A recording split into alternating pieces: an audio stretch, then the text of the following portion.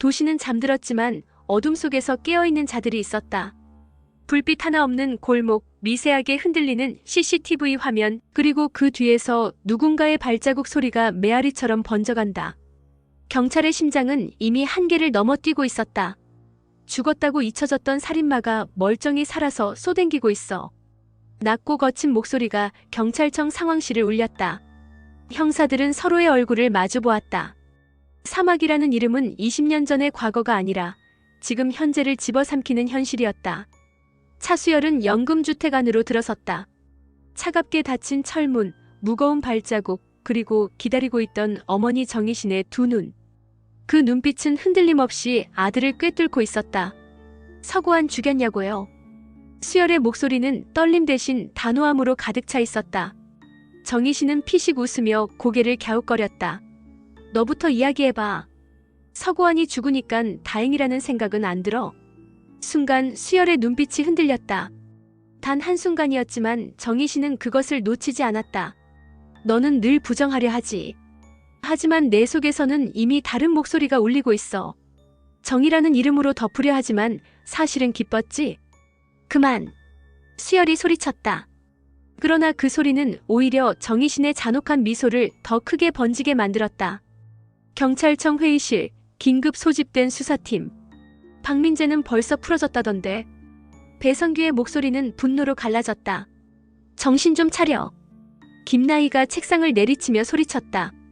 우린 지금 감정에 휘둘릴 시간이 없어. 민재가 풀려난 게 절차 때문인지 누가 뒤에서 조종한 건지 그걸 밝혀내야 해. 배성규는 주먹을 불끈 쥐며 소리쳤다. 괴물 같은 살인마 칭송하는 짓 이제 그만두자고요. 사람을 죽여놓고 정의라고 포장하는 미친 짓 언제까지 눈 뜨고 봐야 합니까? 순간 방안이 얼어붙었다. 누구도 그의 분노를 가볍게 부정할 수 없었다. 모두의 마음속에도 같은 질문이 있었다. 정의와 괴물의 경계는 어디인가? 그때 손지안이 노트북을 돌려보이며 말했다. 증거가 하나 더 있어요. 데이트 앱입니다. 모두가 숨을 죽였다. 조이란 여자 계정인데 팔로우한 사람 중에 피해자 4명 전부가 있어요. 뭐라고? 최혁의 눈이 크게 떠졌다. 지아는 단호히 고개를 끄덕였다. 우연이라고 하기엔 너무 정확해요. 피해자 4명 전부가 같은 계정을 팔로우했다는 건 단순한 일치가 아니에요. 최중호는 눈빛을 번뜩이며 말했다. 핸드폰 그 여자한테 전해. 그러나 배성규가 반발했다. 그 여자라니 무슨 소립니까? 단순히 앱에서 연결됐다고 해서 범인이라고 단정하면 안 되잖아요. 김나희가 단호하게 잘라 말했다. 아니, 이건 단순한 계정이 아니야. 뭔가 더 큰 그림의 일부야. 범인은 우리를 향해 분명히 무언가를 던지고 있어.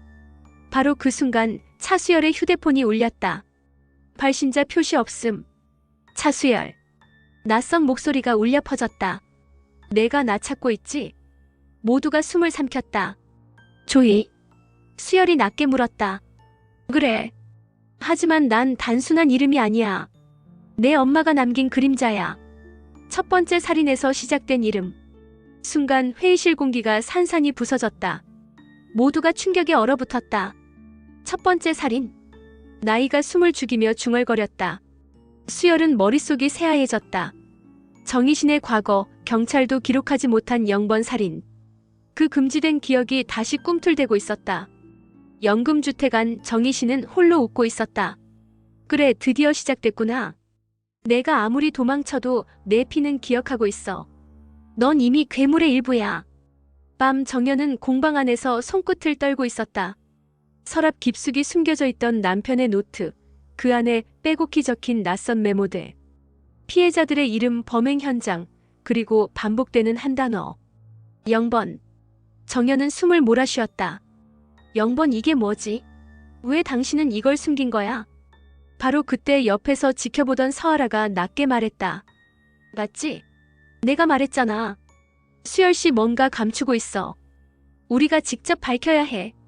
정연은 눈을 질끈 감았다. 만약 내가 알아버린 게 감당할 수 없는 진실이라면 어떡하지? 아라는 단호히 대답했다. 감당해. 그게 가족이야. 사랑한다면서 무조건 끝까지 가는 거지. 한편 최중호는 다시 연금주택을 찾았다. 철문 너머로 정희신을 바라보며 낮게 말했다. 넌 여전히 사람들을 흔들고 있어. 수열도 팀도. 대체 언제까지 이런 짓을 계속할 거지? 정희신은 미소를 지었다. 내가 한 게 뭐 있다고 그래. 그저 사람들이 원하는 걸 보여주고 있을 뿐이야. 괴물을 보고 싶어하고 괴물을 욕하면서도 또 다른 괴물을 갈망하잖아. 경찰도 언론도 세상도. 헛소리 하지 마. 중호의 목소리가 흔들렸다. 난 아직도 믿어. 사람은 구원받을 수 있다고. 살릴 수 있는 사람을 모른 척하는 건 죽이는 거랑 같아. 정희신은 박수를 치듯 손바닥을 맞부딪혔다. 그래, 최중호. 여전히 착한 척하는구나. 하지만 내가 끝까지 못 막을 거야. 내가 그렇게 지키려는 차수열, 결국 내 눈앞에서 무너지는 걸 보게 될 거야. 포렌식실에서 손지아는 노트북을 두드리고 있었다. 화면 위로 흐르는 수많은 코드들. 찾아냈어요. 조이 계정 접속지가 최소 2군데예요. 2군데? 최혁이 눈을 크게 떴다. 네. 하나는 박민재 쪽에서 잡혔고 또 하나는. 지안의 목소리가 갈라졌다. 연금주택 내부예요. 회의실이 정적에 휩싸였다. 말도 안 돼. 정희신이 인터넷에 접속할 수 없게 완전히 차단돼 있잖아. 배성규가 소리쳤다. 지아는 고개를 저었다. 누군가 내부에서 도왔어요. 정희신은 손가락만 까딱한 걸지도 몰라요. 진짜 계정을 굴리는 건 또 다른 누군가예요. 차수열은 혼자 어두운 복도에 서 있었다. 머릿속을 가득 메운 건 정희신의 말. 넌 이미 0번이야. 내가 첫 번째였어. 그는 고개를 저었다. 아니야. 난 아니야. 난 경찰이야. 그러나 귓가에 메아리처럼 들려오는 또 다른 목소리. 어린 시절의 자신이 속삭였다.